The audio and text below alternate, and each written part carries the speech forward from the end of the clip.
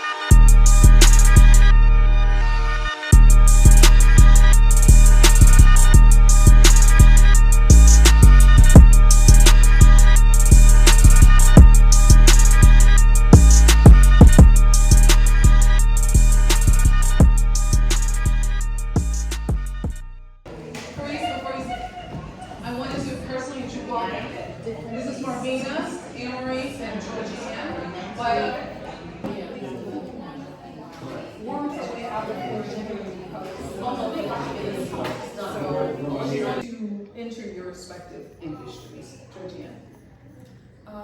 So my entrepreneurial journey started back actually in high school. And when I was a high school senior, my family didn't have enough funds.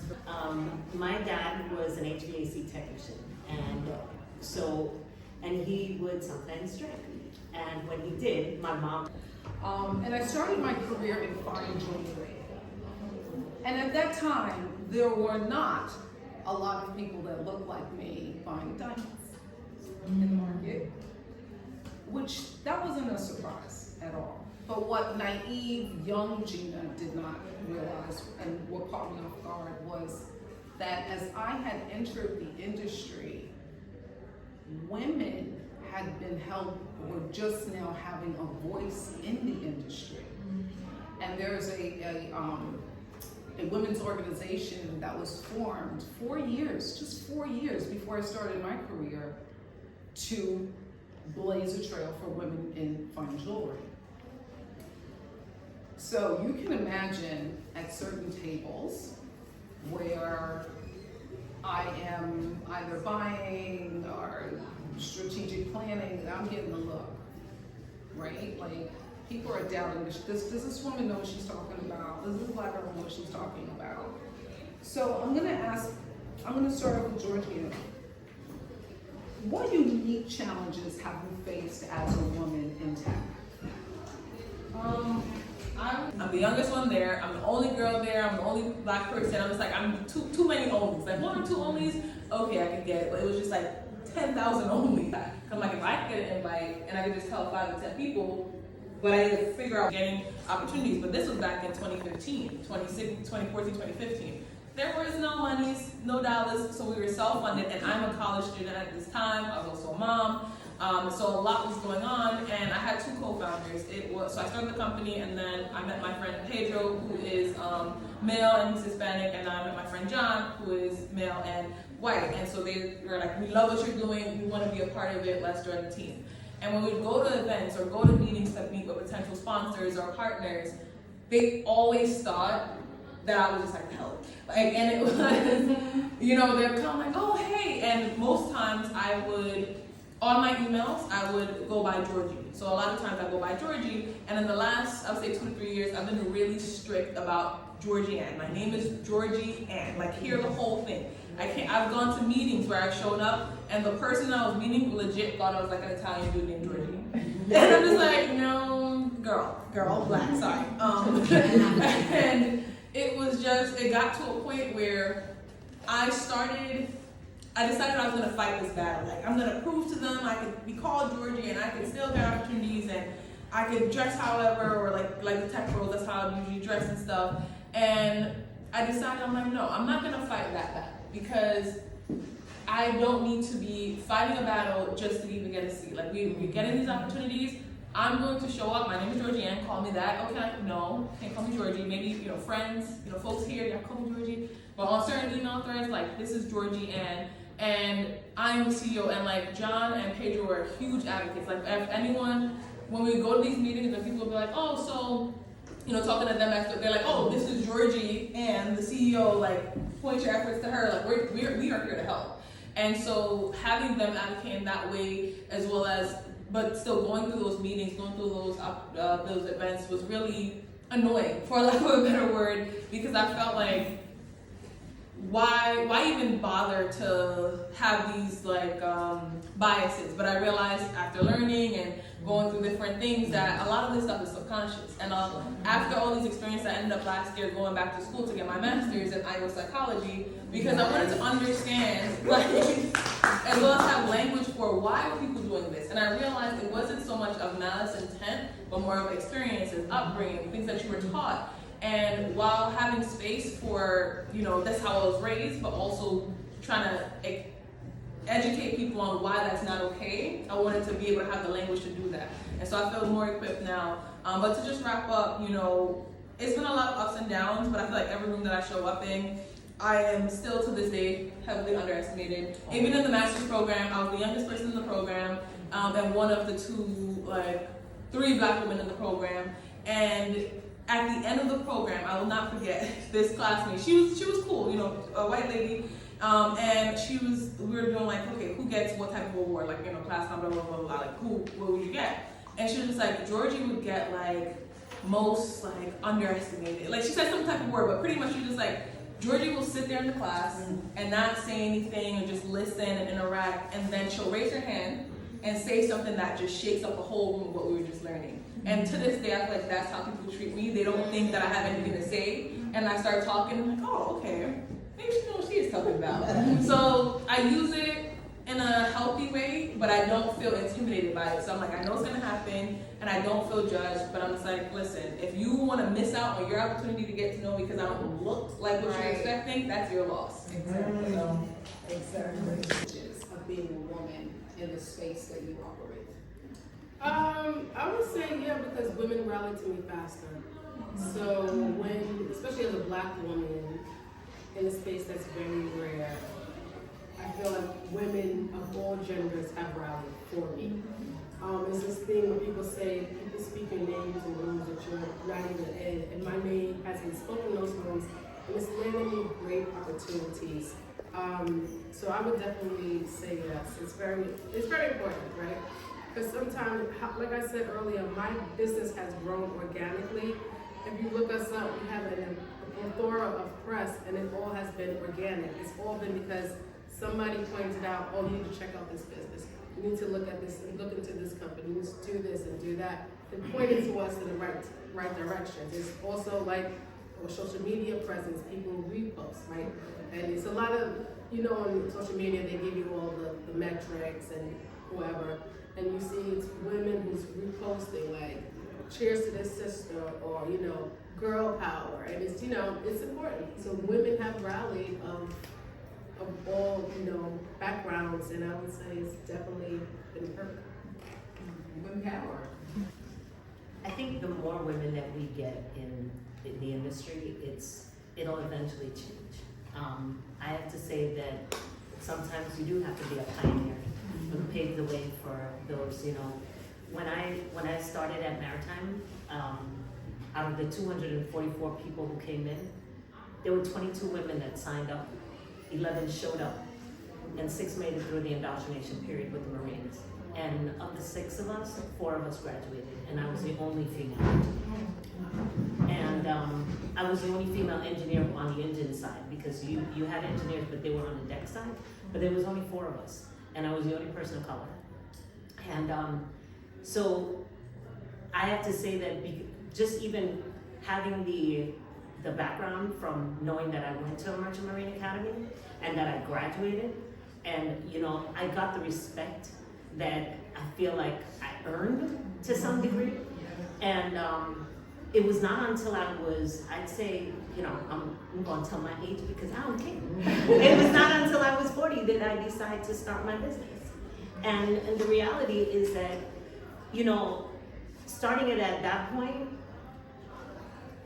it's like I started seeing how much more women started coming in, and I started seeing how it was already, it's like the culture, what I remembered when I started to what it's like today, I'm like, oh wow. And then I still hear people who are still dealing with what I dealt with back then.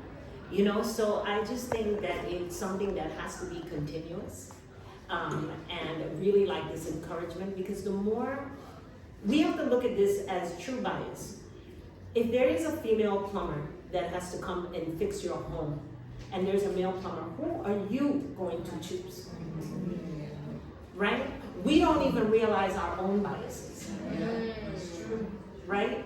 And so the way that I see it, I don't even let it bother me anymore. And I have to say, when I was in the field, when I was working in corporate, I always felt like I had to argue with the guys, or because in engineering, it's a very binary thing. It's either right or wrong. It's either good or bad. It's either, one or the other.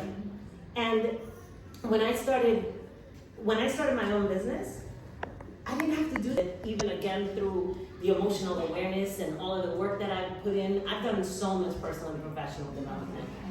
And but I've also had to just recognize that, like, I'm not here to fight with anybody. And I think we have to realize that too.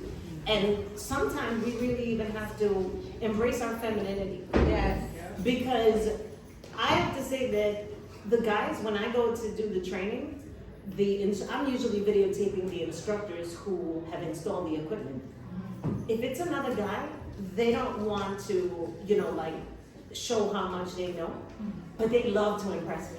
And I get it all on camera, and I'm like, really? Oh, is that how that works? Like, it's something you gotta play dumb too, right? But I'm like, as long as I can get it on camera and the client is happy, I'm good.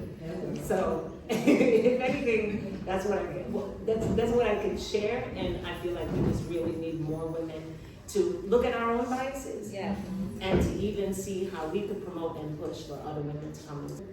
Sometimes with dealing with the men, you have the ego, and you have to gain their respect, right? So when I first launched everything is this a real champagne? And you had women that asked me that too, and I would ask, well, what's a fake champagne? I'm quick with it, because if you want to talk to me like that, I'm gonna play your game. Sometimes I go low too.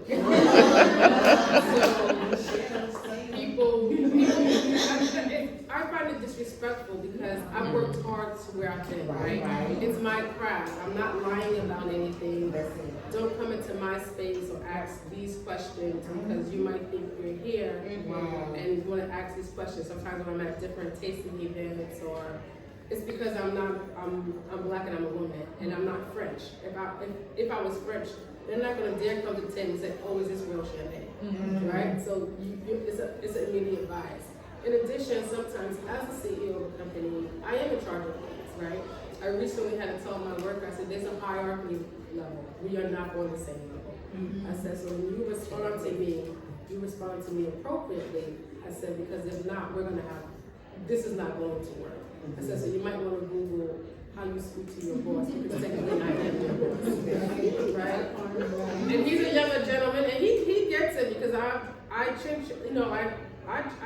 stand my ground on respect. Like, one thing about me, I don't care who you are, you cannot talk to me in a certain manner or level, because I will definitely give back and I will add something. Because it's about respect. You respect yourself, and if you don't, then nobody will respect you, right? So you gotta have I'm big on boundaries, right? And then more importantly, in emails, I have this one person where every time this email comes in my inbox, I just be like, here you go, it's nonsense. And one day I had to pull over my car to address his email. So we were doing something of importing, and I sent him to a vineyard or whatever to go pick up some stuff for me. Because I wanted to save money, and I got on his trailer. Should have never done it. So he sends me this email, oh, FYI, XY company doesn't know this, they don't know this, reached out to the vineyard, they don't know this, FYI, this makes me look unprofessional. I pulled my car over so fast. I said, versus you telling me I make you look unprofessional, how about you take a step back and ask some additional questions? Right. Did you identify this package is for Marvina Robinson? Did you ask them, what did they say? And I gave them a screenshot of our whole conversation with the person who said they didn't know because you didn't identify yourself professionally. I said, going forward, please do not send me any condescending emails. I'm happy to assist, and if you need additional information, I can do that. I said, but don't ever talk to me that way. Right? Because that, when he felt comfortable sending that email to me, and he thought he can get away with it. Now, he still sends some interesting emails, but I send them right back, and I'd be like, per my last email, or per this, like, I'm very big on, like, you're going to get it one way or the other. And it's important, because people will try, I call people keyboard thugs, because they will try the heck out of you behind the keyboard, right? Yeah. So you got to stand your ground. Yes. Like, I am very, very, very big on respect, on how you talk to me. When I worked on Wall Street, my MD, who decides my bonus, told me to shut up on a call one day. Man, I went off in my head. So I called him after that call, and we had glass or conference call. I said, hey, can we have a conversation? He was like, oh, can we wait till later? No, we need to talk next. Oh, you want to come over to this? We're in a separate building. I said, no, you can come to this building.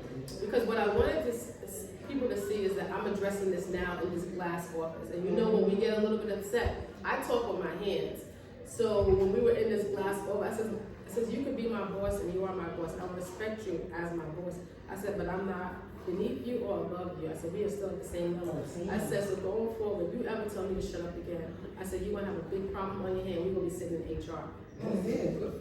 And you know, and you can tell, you know, everybody don't knows you're looking. Right. And then he's like, well, you know, we want to talk. I said, there's nothing to talk about. I said, you said what you said. I'm responding, and I'm telling you how we're going to move forward. And that's what's important, where you have to gain respect. Yeah. You got to show that I have a backbone where I'm not tolerating it.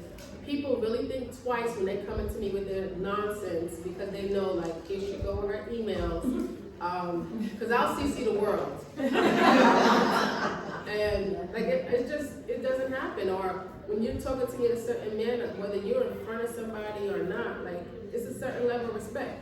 Another example is I had a meeting with a group of people that was tasting for distribution, and this person was late to the meeting, and he comes in all bouncing all, hey, you know, says it, oh, what I missed. After this event, I was able to attend another event in Long Island, and it was called It's Still Standing. I'm not sure if you're familiar with the Braata singers, but they were in concert at this event, and I had such a beautiful time listening to the Caribbean influenced music and performances by people who live here in New York. So the Braata organization showcases the spirit and rich cultural heritage of the Caribbean through performances that celebrate diversity, creativity, and passion. Truly enjoyed this concert, but unfortunately I was not able to film all of it, but I was able to film a little bit of their warm-up session. Let's take a look.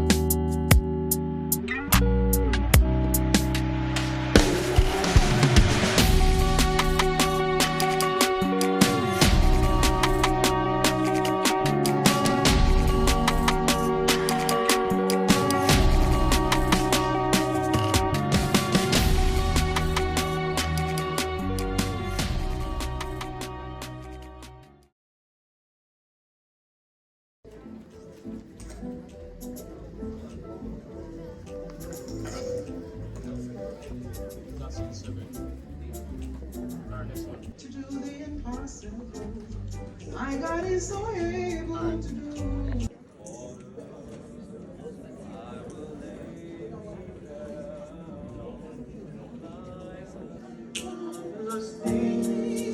Praise the Lord, He has done marvelous, He has done marvelous things. Praise the Lord, He has done marvelous things. Praise the Lord, He has done marvelous things. Praise the Lord, He has done marvelous things. Praise the Lord, He has done marvelous things. Praise the Lord, He has done marvelous things. Praise the Lord, He has done marvelous things. Praise the Lord, He has done marvelous things. Praise the Lord, marvelous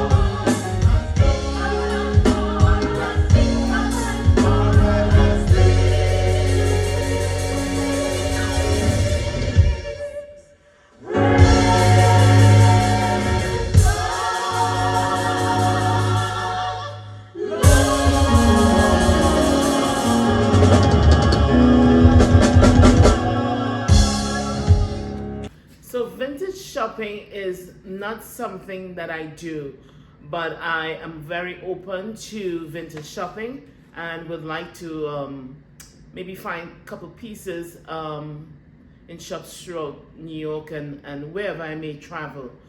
So I've been passing by this this vintage shop in Brooklyn called the LTrain Vintage shop, and I wanted to take you guys along with me. So let's go and see what LTrain Vintage is all about.